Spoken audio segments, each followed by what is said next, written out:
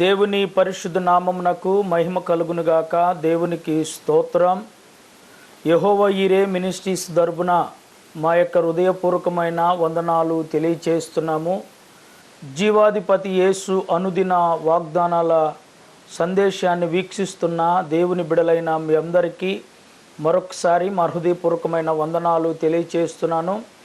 దయచేసి YEM YouTube ఛానళ్లను మీరు ప్రతి ఉదయము ఈ 5 నిమిషాలు 6 నిమిషాలు వచ్చే సందేశాన్ని విని దైవాశీర్వాదాలు పొందాలని కోరుకుంటూ మారు మనసు బాప్తీసము రక్షణ అనుభవం కలిగి సంఘ సభ్యులుగా చేర్చబడి నిత్యరాజ్యాన్ని సంపాదించుకోవాలనేదే మా ఆశ.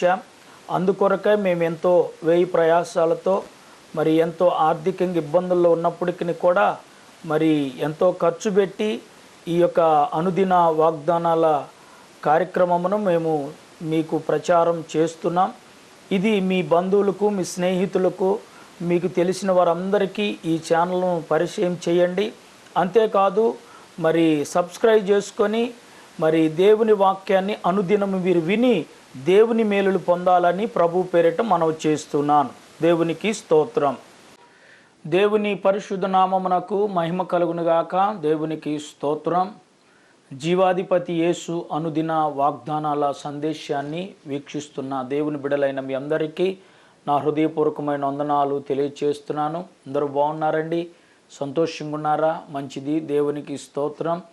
అనుదినం మీ కొరకు మీ కుటుంబాల కొరకు ప్రార్థన చేస్తున్నాం. మా కొరకు పరిచర్యల కొరకు కూడా మీరు ప్రార్థన చేయండి. మరి ఈ సమయంలో మరొక వాక్యాన్ని ధ్యానం చేద్దాం. మారు మనస్సు అనే అంశం మీద మనం మాట్లాడుకుంటూ ఉన్నాం. ఈరోజు మరొక వాక్యాన్ని మనము ధ్యానం చేద్దాం. పరిశుద్ధ గ్రంథములో నుండి లూకా సువార్త 15వ అధ్యాయము 7వ వచనం. లూకా సువార్త 15వ అధ్యాయము 7వ వచనం.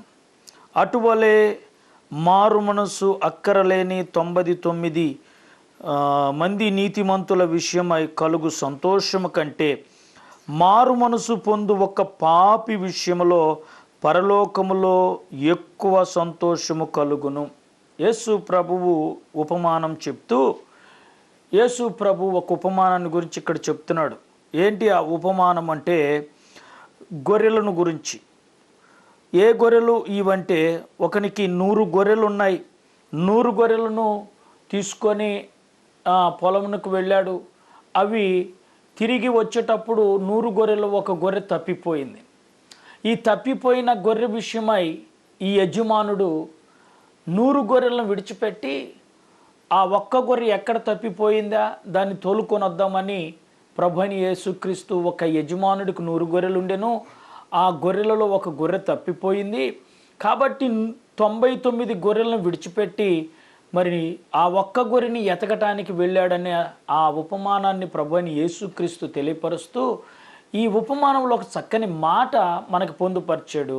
ఏంటంటే మారు మనసు అక్కరలేని 99 మంది కంటే, అంటే మార్పు చెందకుండా బ్రతికే 99 మంది ప్రజల కంటే మార్పు చెంది బ్రతికే ఒక్క మనిషి విషయంలో ప్రభు పరలోకంలో సంతోషిస్తాడంటే ఎంత గొప్ప భాగ్యం అండి. ఈ రోజున సంఘానికి 100 మంది వెళ్ళటం, 1000 మంది వెళ్ళటం, లక్షల మంది వెళ్ళటం గొప్పతనం కాదండి. మార్పు కలిగి బ్రతుకుతున్నామా లేదనేదే గొప్పతనం. మార్పు కలిగి జీవిస్తున్నామా లేదనేది గొప్పతనం. ప్రభువైన యేసుక్రీస్తు అదే చెప్తున్నాడు. 99 మంది నీతిమంతుల కంటే, 99 మార్పు లేని వారి కంటే, 99 వారు మార్పు లేకుండా బ్రతికే వారి కంటే మారు మనసు పొందిన ఒక వ్యక్తి విషయంలో నేను సంతోషిస్తానని ప్రభు చెప్తున్నాడు. మరి ఈ రోజున ఈ వాక్యం వింటున్న ప్రియ దేవుని బిడ్డలారా, ఇప్పుడు మన ప్రార్థన మందిరాలకు వెళ్ళటం ప్రారంభించిన ఒక్కొక్కరిని మనం అడిగామనుకో, అమ్మా నువ్వు ఎంతకాలం నుంచి మందిరానికి వస్తున్నావమ్మా అని అడిగామనుకో, దాదాపు నేను 20 సంవత్సరాల నుంచి వస్తున్నాను పాస్టర్ గారు. అమ్మ నువ్వెంతకాలం నుంచి వస్తున్నావు? నేను దాదాపు 15 సంవత్సరాల నుంచి వస్తున్నానండి అని చెప్తున్నారు. 20 సంవత్సరాలు సీనియర్ ఉంది నీకు, 15 సంవత్సరాలు సీనియర్ ఉంది. ఇంకొక అమ్మని అడిగితే 30 సంవత్సరాల నుంచి నేను మందిరానికి వెళ్తున్నాను అంటారు. కానీ మార్పు ఉందా? మాటలో మార్పు, ప్రవర్తనలో మార్పు, తలంపుల్లో మార్పు ఉందా? లేకుండా ఎన్ని సంవత్సరాల నుంచి ప్రార్థనకు పోయి ప్రయోజనం ఏముంది? ఎన్ని సంవత్సరాల నుంచి దేవుని మందిరానికి నామకార్థ విశ్వాసిగా, నామకార్థ క్రైస్తవుడిగా నువ్వు జీవించటం అది దేవునికి ఇష్టమా? దేవునికి సంతోషమా? అదే ఆ వాక్యం అక్కడ చెప్తున్నాడు.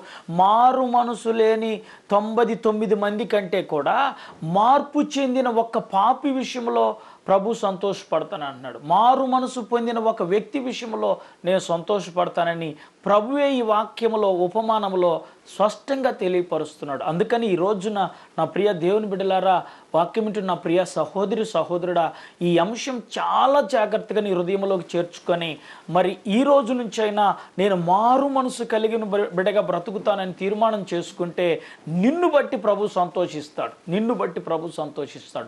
ప్రభు సంతోషించేది ఏదైనా ఉందంటే నువ్వు మార్పు కలిగి బ్రతకటమే. కాబట్టి నువ్వు మారు మనసు కలిగి ప్రభుని సంతోషపరిచే బిడ్డగా ఉండాలని కోరుకుంటూ ఈ నా మాటలు ముగిస్తున్నాను. దేవుడి వాక్యాన్ని దీవించునుగాక. ఆమేన్.